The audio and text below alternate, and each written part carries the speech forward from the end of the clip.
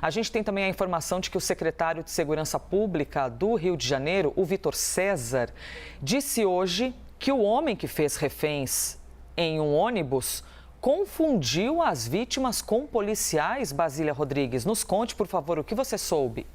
Pois é, o crime de ontem tem ligação direta com a disputa de facções no Rio de Janeiro, né? Disputa por território entre facções.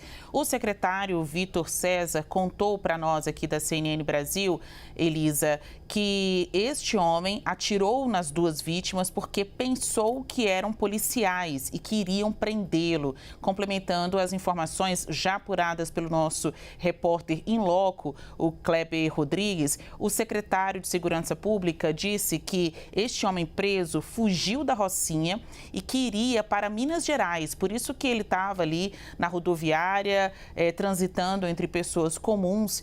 Ele estava armado e estava fugindo dessa disputa de território entre facções.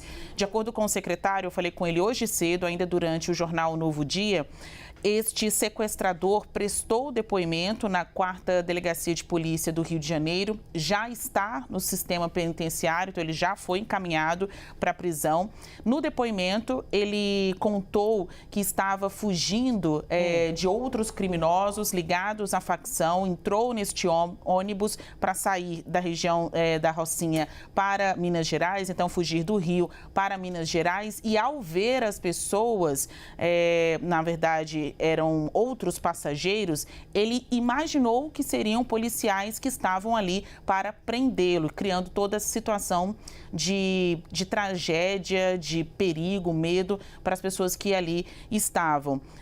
O secretário ressaltou que é uma pessoa que já tem condenação por roubo à mão armada e que agora cabe à investigação saber que se esta pessoa tem envolvimento em outros crimes, porque ele não imaginava que viraria notícia no Brasil inteiro, né? Inclusive por um crime, por uma situação que lembra muito outros episódios em que as pessoas não saíram vivas para contar, né? Outras abordagens em ônibus em que bandidos acabam ali se infiltrando por onde passam pessoas comuns, trabalhadores que todos os dias precisam utilizar o sistema público de transporte na cidade.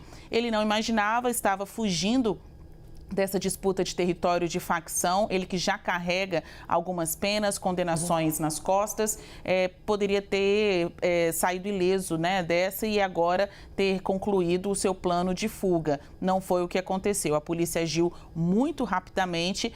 Este é um caso que acaba chamando atenção pelo perigo, mas também pela atitude dos policiais em conseguir contornar o mais rápido possível este problema e não se expandir para a rodoviária, já que tinham outras pessoas inocentes ali e que poderiam ter saído feridas também.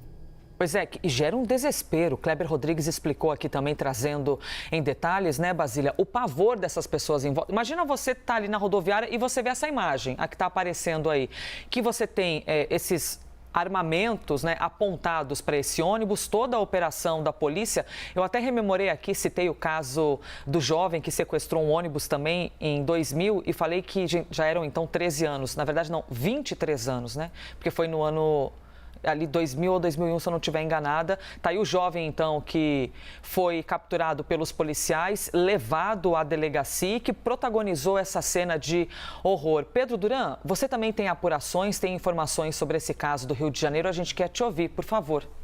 Pois é, Elisa. Bom dia para você, para Basília, para todo mundo que acompanha a gente aqui no Live CNN.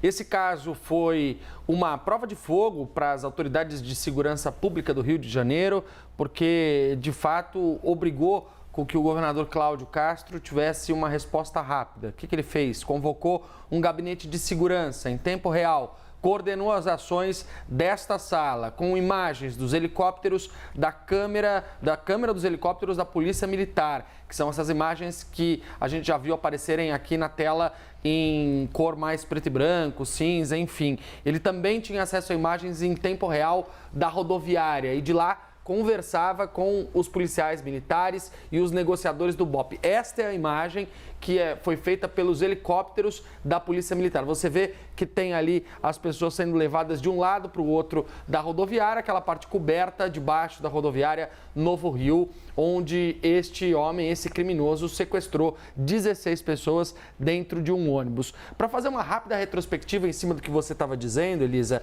a gente preparou aqui uma arte que tem um levantamento do que a gente viu de casos semelhantes a esse nos últimos anos, desde, portanto, os anos 2000, quando a gente teve o sequestro daquelas pessoas que estavam no ônibus 174.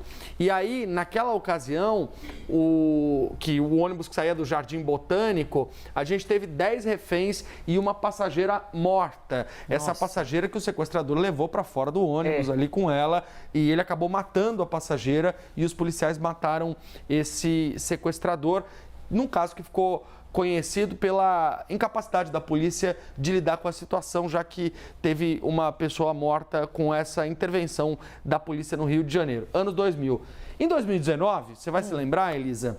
Nossa, a gente teve o caso do sequestro na ponte Rio-Niterói. Na ponte, no meio da ponte. No meio da ponte. É aquele caso em que o sequestrador é morto por um atirador de elite da Polícia Militar do Rio de Janeiro, enquanto 39 pessoas eram mantidas reféns dentro desse ônibus.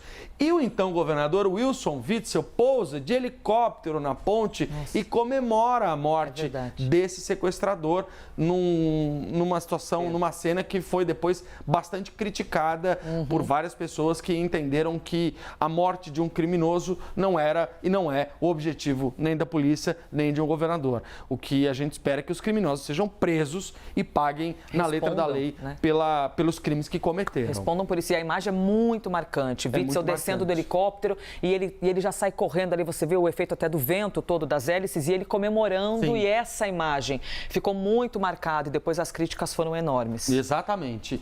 No início desse ano a gente teve um outro sequestro a ônibus. Era um ônibus que saía de Angra dos Reis, mais de 20 reféns foram feitos, nenhum ferido neste sequestro. Por quê, Elisa? Os sequestradores conseguiram levar o ônibus para uma área de comunidade no Rio de Janeiro. E aí abandonaram o ônibus lá, deixaram as pessoas lá e conseguiram escapar da polícia. Então a gente já tinha tido um outro registro. E agora, em março de 2024, ontem, o caso da Aviação Sampaio, o ônibus que ia para Juiz de Fora, tinha partida programada para as 2h30 da tarde, 16 reféns, 2 feridos e o sequestrador preso. E aí é importante destacar que em nenhum desses casos a gente pode dizer que o trabalho da polícia, as autoridades, foi feito com o melhor resultado. Porque se aqui a gente teve o sequestrador e uma passageira morta, aqui a gente teve o sequestrador morto, aqui a fuga dos sequestradores e aqui 2 pessoas feridas, uma delas com gravidade, um funcionário da Petrobras.